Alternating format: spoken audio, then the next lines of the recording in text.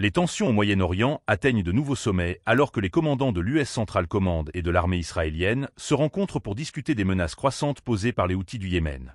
Ce mardi, l'amiral Brad Cooper et le général de division Amir Bahram se sont réunis en Israël pour planifier des actions futures face à une intensification des tirs de missiles balistiques vers le territoire israélien. Cette réunion intervient alors que les Houthis ont intensifié leurs attaques, lançant plus de 200 missiles et près de 200 drones vers Israël, provoquant une alarme généralisée dans les régions centrales, y compris Tel Aviv. Au cours de cette rencontre, les dirigeants ont visité plusieurs bases aériennes, dont la base de Nevatim, où des exercices conjoints entre les F-35 israéliens et les F-15 américains ont été observés. Ces manœuvres visent à renforcer la coopération militaire et à contrer les menaces émanant du Yémen et d'autres groupes terroristes dans la région. Les Houthis, soutenus par l'Iran, ont récemment intensifié leurs bombardements, forçant des millions d'Israéliens à se réfugier dans des abris. Bien que les systèmes de défense aient réussi à intercepter de nombreuses menaces, des dégâts significatifs ont été causés, notamment à une école près de Tel Aviv.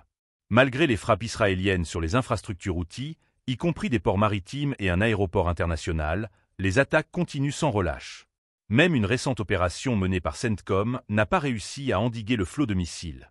Les autorités israéliennes, tout en promettant de cibler les chefs Houthis, reconnaissent la nécessité d'améliorer le renseignement pour mettre fin à cette menace persistante qui pèse sur la sécurité nationale. Lors de leur visite, les chefs militaires ont également été informés des activités opérationnelles et des tactiques ennemies lors d'une séance de briefing stratégique. L'armée israélienne souligne son engagement à renforcer ses liens avec les forces américaines, démontrant ainsi une volonté de coordination accrue pour améliorer la stabilité régionale.